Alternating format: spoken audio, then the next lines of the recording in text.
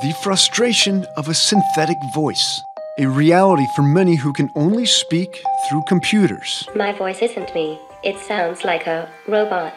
Now, researchers creating sounds that capture individual personalities. Out with the old in with the new. And preserving a voice for those facing a cruel loss. What about your speech? My tongue's starting to twitch. For those in need, new voice technologies that offer the sweet sounds of success. It is spunky. Yeah, like you. This is TechKnow, a show about innovations that can change lives. Genetically modified food. We're going to explore the intersection of hardware and humanity, and we're doing it in a unique way. This is a show about science by scientists. TechKnow investigates giving voice to the voiceless.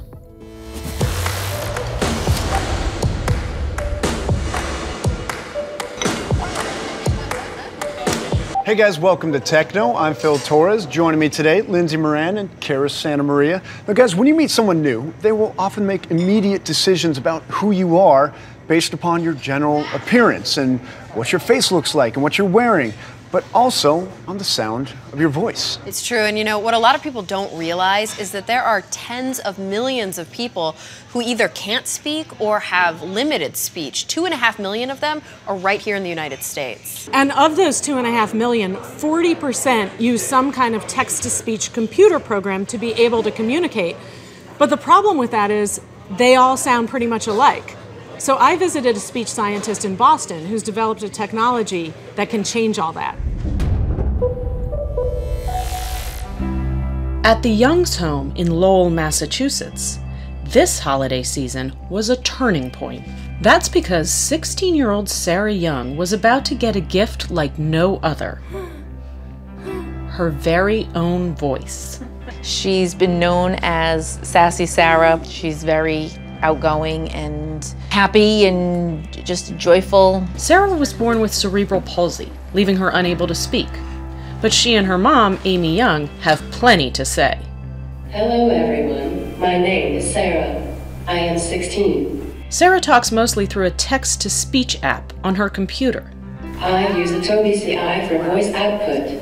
It has eye gaze so I can select a letter or word by looking at the screen. The computerized voice Sarah uses is named Heather, and it's standard equipment.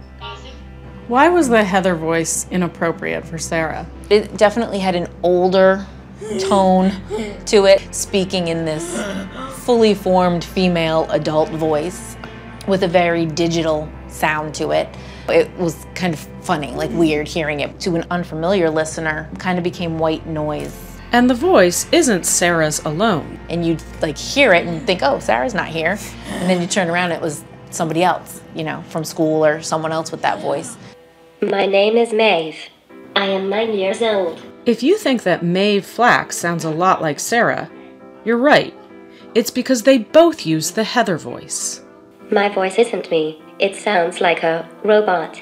Maeve's parents, Carol and Paul Flack, completely agree. She doesn't have a voice that sounds like her. You see her eyes, you see her smile, the way she moves and looks at you, you get so much from her. It's not her own personality. And no matter how you change that voice, even the tempo of the voice or the speed, it's still an adult voice. Do you want your own voice, Maeve? Yes. What do you think having your own voice will do for you? It would be cool, and I'll sound like a kid. Creating a viable way to build unique voices for those unable to speak is the brainchild of speech scientist Rupal Patel, founder and CEO of Vocal ID. We're going to go back in that booth and we're going to have you say some vowels just like you did last time. Like, ah, can you try that now? That was beautiful. What we're doing at Vocal ID is we're taking a tiny sample of someone's voice and then hours of someone else's voice. Let's do it another time. Let's do it another time. And we're trying to make it sound like the person who we have a tiny sample from. That's the scientific challenge. How are you? How are you? With thousands of English-speaking donors from around the world, Rupal and Jeff Meltzner, the Director of Research and Technology, are creating the voices. Can you kind of walk us through how a voice is made? Yeah, this is Sarah here. This is an example of what she gave us. So that's Sarah's natural voice. Yep, that's her voice. When we speak, we get air in our lungs and we force it out. It goes through our trachea and hits the larynx. And in the larynx are our vocal folds or vocal cords, and those vibrate. From that produces a sound, and then that excites your vocal tract. Your throat, your mouth, your nasal passage, and it's shaped by your tongue and your lips. With Sarah, she can't properly shape her vocal tract to produce speech. So what we do is that we separate the vocal tract part from her. We just grab what she's producing with her larynx. And then on the other end, we take the donor and we do the opposite. We toss away what's going on at the vocal cords and keep what's going on up here, what their tongue and lips are doing. Then, like an online dating service, the computer matches acoustical patterns of the donor with the vocally challenged recipient. And then we put that together digitally and then use that to train the synthesizer. When you say train the synthesizer, what do you mean by that? Are you training it to say specific words or full sentences? No, actually we're training it on the different parts of speech. And up here, it's just kind of recording which parts of speech have been captured in each sentence. These are called phonemes, and that's like the basic unit of speech. Okay. And in English, there are about 40, I think.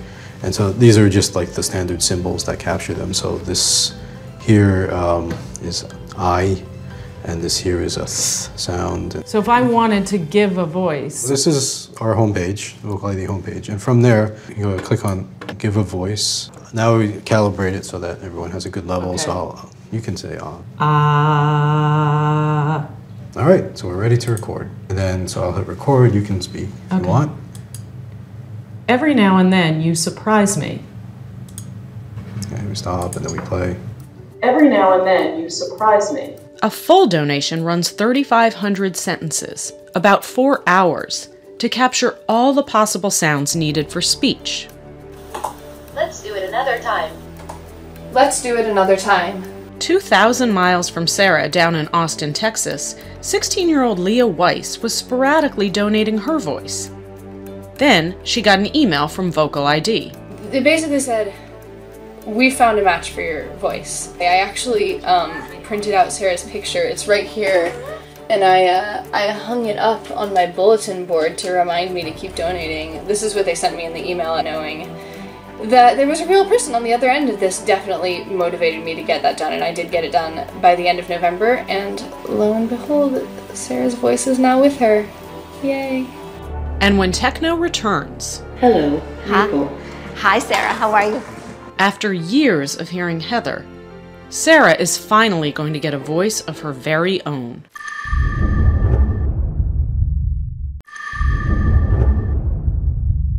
Hello, Michael. This is a big day for Sarah Young, a spirited 16-year-old with cerebral palsy. A big day, too, for the team at Vocal ID. Speech scientist Rupal Patel and developer Jeff Meltzner. Big because they're giving Sarah a voice of her very own. A voice they created. How do you feel about getting rid of Heather? I'm glad to trade in Heather. Bye-bye. Out with the old in with the new. Until now, Sarah spoke with a Heather voice, the standardized choice from her text-to-speech computer program, used by tens of thousands of disabled talkers. How did you come up with the idea for building voices? It was in 2002. I was at a conference in Denmark. So I saw a little girl and a grown man having a conversation using different assistive devices, but the exact same voice. And when I looked around, I kind of saw that happening all around me. What's groundbreaking about Sarah's synthesized voice is that it's unique, mixing the donor speech with the acoustic properties of the few sounds Sarah can make, to blend a voice that captures Sarah's personality. Is there any artistry or psychology involved in creating a voice? Yeah, I think every science has an art form to it as well. But in the case of making a custom voice, it's not only about is it understandable, it's about is it authentic, and does it resonate with the person using it? Do they feel like it's them? So Sarah, Amy, what we've done is we've gotten 2 voices ready for you today. And we want to play them both from this demo unit first for you, and then whichever one you choose will load onto your device, okay? So this is voice 1. Or the sentence I made up. Maybe you'll like it. Hi, my name is Sarah. I am 16 years old and I am awesome. What do you think of that voice? Do you like it? A little bit. Here's number 2. Hi, my name is Sarah. I am 16 years old and I am awesome. 2. 2? Oh, good. We thought the same. What do you like about 2? It is spunky. Yeah, like you. Do you want us to load it on your device? Yeah. Do you really want to say goodbye to Heather? Yeah. Okay. So that's the next thing we get to do. Yeah. All right. Okay. That's good. Ta-da. So how do you feel? I feel awesome. It's amazing. There's like this goosebumpy feeling that you feel. I love how she used the word spunky Yeah. to describe the voice because she seems spunky. Yeah. She is funky and the world needs to get to see and hear her as her. Let's hear it through your machine.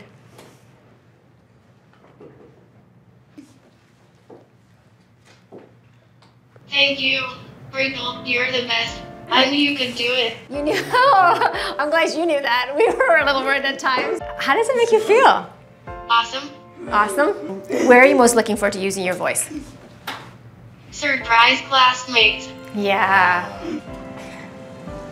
Hey, Sarah. So I was watching you as you chose your voice, and I also like the second voice, so. It is me, the sassy girl. And now you have a sassy voice to go with it. But the real test would come the next day at the Cotting School in Lexington, Massachusetts. Good morning, Sarah. Are you excited to show your classmates your new voice? As we headed to Sarah's class, I was nervous for her, because we all know how critical high school kids can be. Sarah is getting a new voice, right? Yeah. Her voice, it's individualized, so no one else has it, kind of like our voices. Yeah. Right? No one else has our voices. So you have the same voice as Sarah, right? EB, could we hear your voice?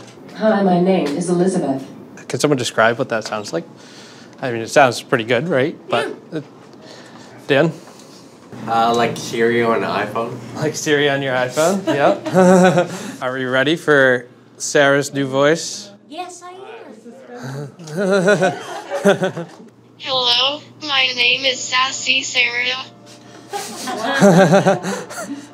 How you liking it, Sarah? Awesome. Sarah, can we hear something else?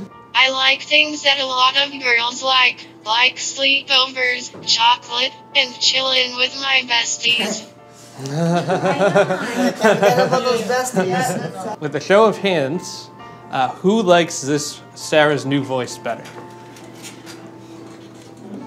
2 hands to me. So do you think her new voice is more real? Having your own voice shows your personality. Like It does. Sarah's not the only one at school with a new voice. Only 9 years old, Maeve Flack was also using the Heather voice. My voice isn't me. It sounds like a robot. Maeve's sister made the voice. I gave the man my coins. The first thing I want to hear Maeve say with her new voice is, "I love you, Aaron." And Maeve's dad knew what he wanted to hear. I love you, Daddy. And I would love to hear that in a voice that I recognize as Maeve's. You're so sensitive. Hi, Maeve. I'm Lindsay. Maeve, you've had your new voice for about a week now, I think. Tell me what you think of it. I really like my new special voice. I can talk to everyone. Everyone at school was so excited to hear my voice today. I heard your dad say that he was really looking forward to hearing you tell him that you loved him using your new voice. So, have you done that yet? Kind of. Kind of? Why is having a unique voice so important? Well, each of us has a unique voice. It makes us human. We make judgments about people based on their voice. And so I feel like it's very important for people who don't speak and who have devices to talk to have that same ability to project who they are and to be known as people and not just robots that talk. I hope that I helped you out. Peace, yo. You know, that was such an incredible piece, and it really shows you the value of donating what you have. And you often think about blood donation or bone marrow donation. You never really think about voice donation. I don't even think we think about how important a voice is. And one of the most moving moments for me of doing this story was watching Sarah debut her voice for her classmates and having her classmates discuss how important it was for each of them to have a unique voice, particularly for people with limited speech. They all cited having your own voice as a way not only to communicate, but to be able to defend for yourself, speak for yourself. So it's really such an important part of our whole personalities that we don't even really think about that much. Yeah, I mean, I guess your voice is your #1 advocate. So especially within this disability community, how feasible is this? Is it accessible at all? Is it expensive? Right now, it is expensive. It's about $1,250 to develop a voice through Vocal ID. But the hope of the company is to make it cheaper, to make it more accessible, and potentially to be covered by health insurance. Now, Lindsay, what I think is interesting with your story, yours is about improving upon the past conditions. Kara, you have a story for us that's about preparing for the future. What if you knew that you were going to lose your voice? How would you be able to preserve it so that you could communicate after it was long gone? Lou Gehrig's disease or ALS, maybe throat cancer. There are a lot of degenerative conditions in which you know you're going to lose your voice. And a new program called My Own Voice helps you kind of capture the essence of your voice so that your unique characteristics shine through. Let's check it out. I was diagnosed officially in July of 2014 with amyotrophic lateral sclerosis, or ALS, also known as Lou Gehrig's disease. 31-year-old Angelina Fanus is a reporter for Vice Media. In the simplest terms, you completely lose all function, but you feel everything, and you're aware of everything. So it's like getting trapped into quicksand and losing a little bit of yourself every day. What kinds of symptoms are you dealing with? Now I've lost most of my fine motor skills. It's almost impossible to type. That's frustrating. Perhaps the most cruel loss, the ability to speak. What about your speech? I do notice that my tongue's starting to twitch, which is a sign that, you know, the muscle is looking for that signal from the brain and it's not getting it. How would you describe your voice now? I was born in Egypt. When I came to the US, I learned English watching TV, specifically The Simpsons, with the closed captioning. My speech is probably just run-of-the-mill, Midwest, what you hear on TV. Are you trying to get through the day with less sleep? To prepare for the inevitable silence, Angelina is recording the 1,500 sentences for a revolutionary text-to-speech program called My Own Voice. It creates a synthetic voice that will capture the essence of her speech. Why did you think that that would be a good idea? Actually, at first I didn't think it was a good idea. Could you write another script for us? Your voice and how you communicate and the cadence in which you say sentences. I'm gonna completely lose that. So that's why I can't be excited about a robot voice. Maggie Mahoney is an assistive technology speech specialist who's evaluating My Own Voice. A choice of shoes to wear. He's big the way water buffalo are big. So what I love is that the sentences literally make no sense. No. Because with these phrases, they're getting all of those sounds that they need. It really builds the base of the voice on the grammatical rules and the pronunciations. But you'll never hear these sentences again. The software is going to take all the sounds and chunk them all out. Vincent Poggle, the head of research at Acapella, the Belgian company that designed My Own Voice, explains how it's done. Let's take the word impressive. Impressive. It's made of different chunks that are glued all together. Imp actually comes from the word impossible. The second chunk comes from the word president. And if I take the last chunk, it comes from the word detective. Glued all together, those sounds of English are going to create the word impressive. An ocean away from a cappella in Venice Beach, California, Angelina's ready to hear her synthetic stand-in. Let's see what robot me sounds like. Okay, so the sentence I typed in was, I came here expecting cupcakes. I have very little expectations for this. I came here expecting cupcakes. That's kind of creepy. Because it sounds just like me. Except, like, you know, the cadence is a little bit off, but the actual tone is exactly like me. Then Angelina tried another sentence. This will say, hello, I'm Angelina, and this is my robot voice. Hello, I'm Angelina, and this is my robot voice. Yeah, it sounds a little awkward. It sounds like I turned into a robot. I also wanted to hear robot me, although I only recorded about half the required sentences. And as a refugee from college, oops, I screwed that up. We'll try that one again. So the following week, when I logged in to get my voice, my expectations were low. My dog's name is Killer, and I'm going to call him. Killer, here boy. Come to your mama. Killer. He's not impressed. I don't think he's coming. Killer, come here, baby boy. Oh, he doesn't come when I call him either. Killer!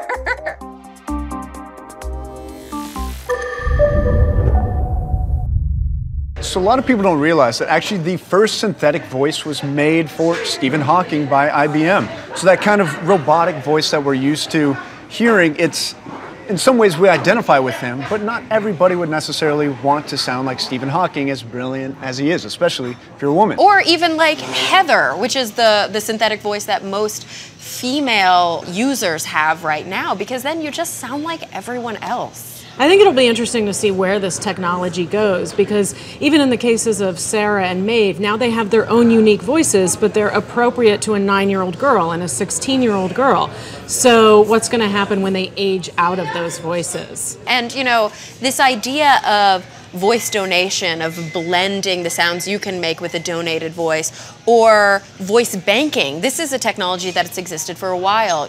It's amazing, but I don't know if the technology is quite there yet. You know, to have your own voice, there's a lot that goes into it. It's the size of your lungs, it's the shape of your throat, the muscles in your tongue and your face. All of these things are quite complex. So it is understandable at this point that a software, this synthetic thing that is not a human, it struggles to sound exactly like us and to sound natural. Maybe 1,500 sentences isn't enough. Maybe what we could be doing in the future is taking every recording we've ever had and blending it into a voice to use for posterity. That's a cool thing about living with modern technology. There are recordings of everybody because we use our phones. You know, here on the show, we've met people, like in this case, who are trying to make life with these conditions better. We've also met scientists and innovators who are trying to cure these conditions. So there's really two battlefronts here. Really interesting stuff today, guys. Thank you for your stories. That's it for this episode of TechKnow. We'll see you next time.